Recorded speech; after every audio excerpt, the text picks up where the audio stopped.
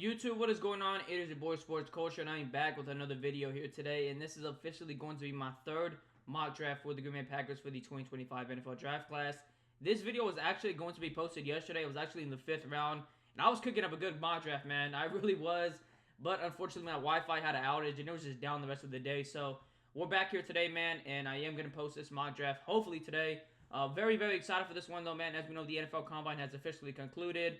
And this was one of the better combines I've watched in terms of like performances from individual players or just overall from from position groups. I mean, the running back class had the fastest 40 average of all time in combine history, I should say. Actually, you had guys like Nick Eman-Warrior at the safety position get a 10 on the RES score. You had a lot of players in general getting these inside the 99th percentile in terms of RES score. So just a phenomenal combine. A lot of athletic players in this year's draft class.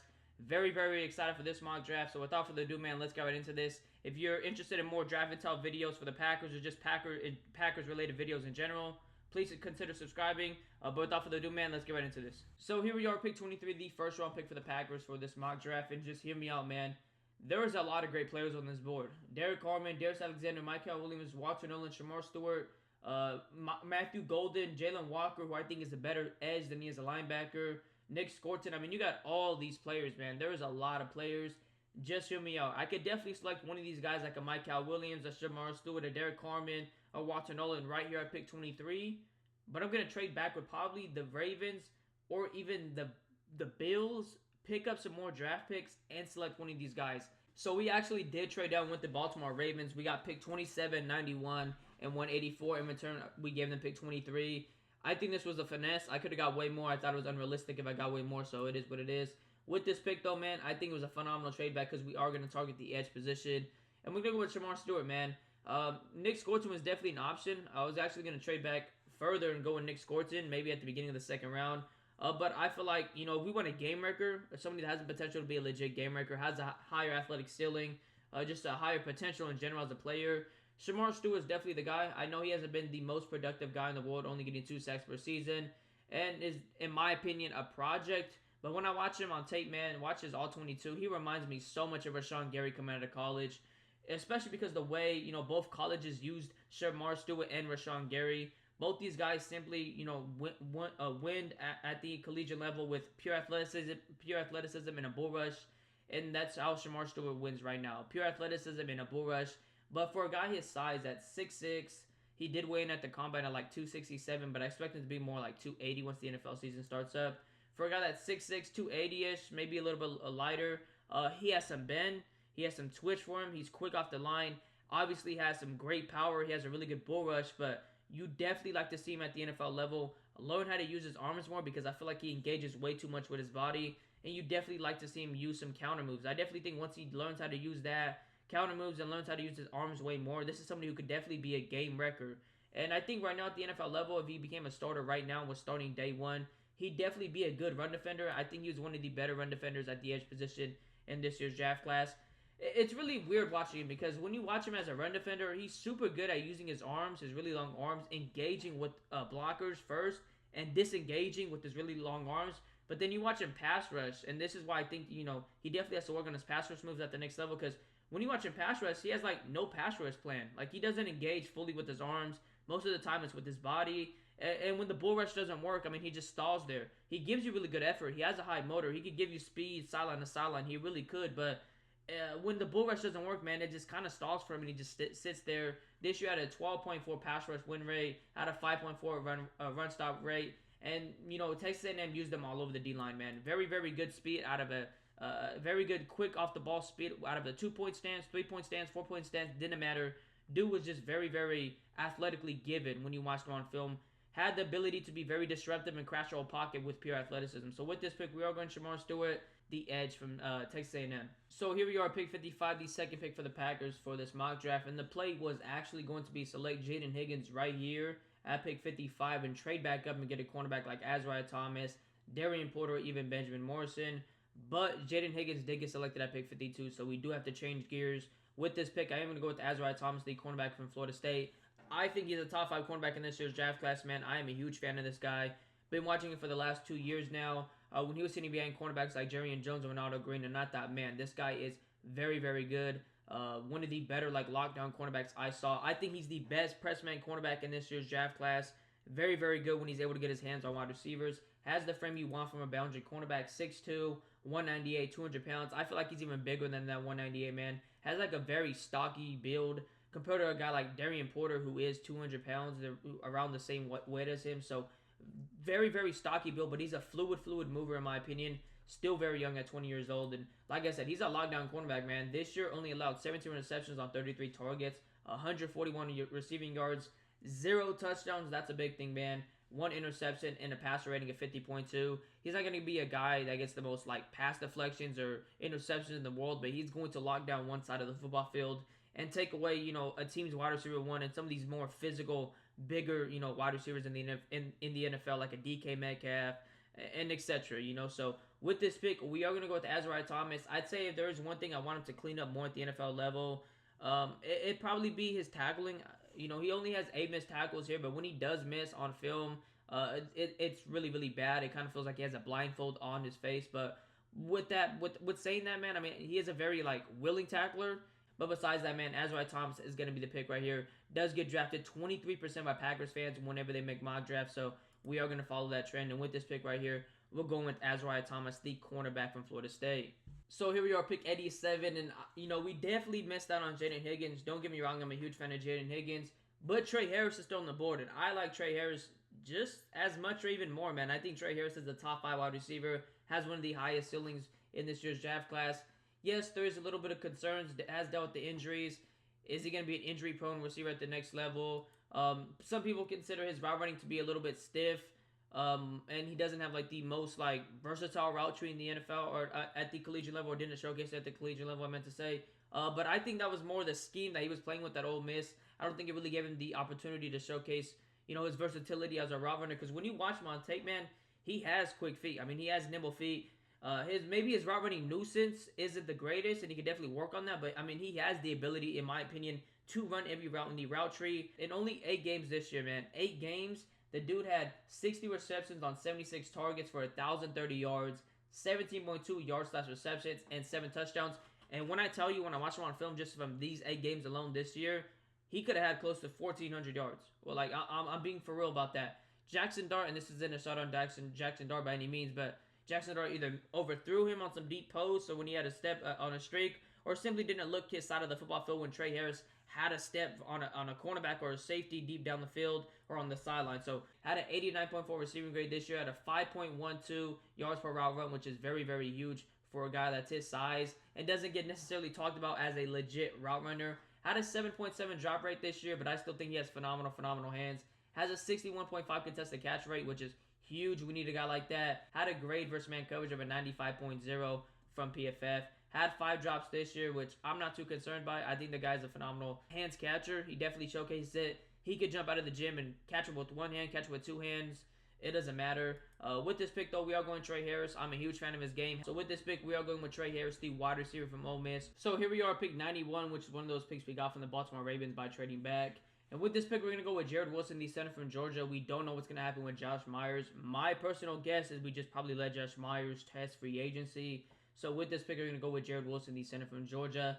I love his athletic profile for this Matt LaFleur, you know, offensive scheme and just team in general. Matt LaFleur is so creative and good at designing these plays where he's able to get these offensive linemen out in space and just to the second level.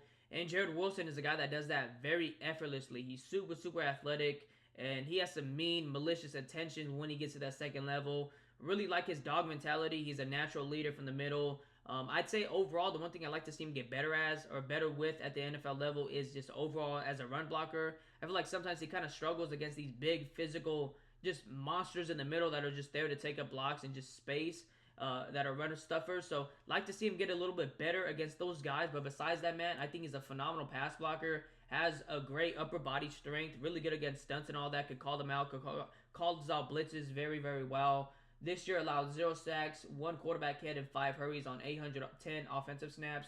Or I should say 511 pass block snaps, I should say. Had a 76.0 run block grade, an 84.9 pass block grade, had a 78.9 zone grade, a 65.2 gap grade, and a pass block set, or a true pass set pass block grade, sorry about that, of a 90.5. So Just a very, very good from him this year overall. Was his only full year as a starter, but to me, that doesn't really bother me.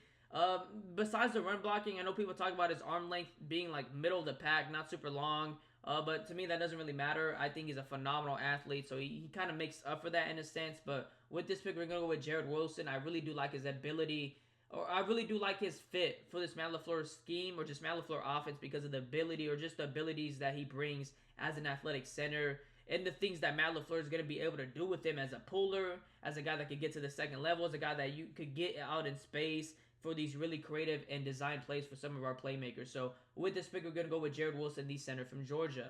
So here we are, pick 160, and there is a bunch of defensive linemen I do like, and I was going to draft right here, but their average draft pick or average draft position isn't until 196 to 220. So we could definitely wait on defensive linemen. I am going to double down on the D line.